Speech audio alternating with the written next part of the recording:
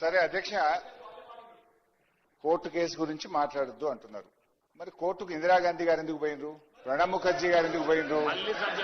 So ఎవరైనా తన సహజ న్యాయాన్ని పాటించినప్పుడు, తన హక్కులకు భంగం వాటిల్లినప్పుడు వెళ్లేటువంటి అవకాశం ఎవరికైనా ఉంటుంది అధ్యక్ష. అండ్ ఉత్తమ్ గారు కూడా మాట్లాడుతూ కోర్టుకు మీరు వెళ్ళినప్పుడు అసెంబ్లీలో చర్చించొద్దని కోర్టుకు వెళ్లారని కూడా ఉత్తమ్ కుమార్ రెడ్డి గారు అన్నారు. We never said that. మేము ఈ కేసును ఈ రిపోర్ట్ ను క్వాష్ చేయమనే వెళ్ళాం తప్ప అసెంబ్లీలో చర్చిద్దామనేటువంటి విషయాన్ని మాట్లాడండి. ఇరిగేషన్ మినిస్టర్ గారు.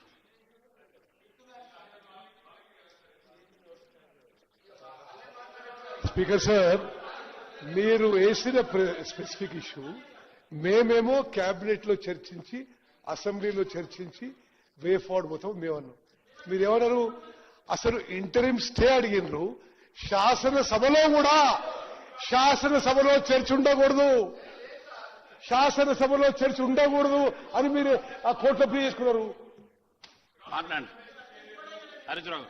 ఉత్తమ్ గారు పాపం సరిగా ప్రిపేర్ కానట్టున్నాడు. Let him check the report.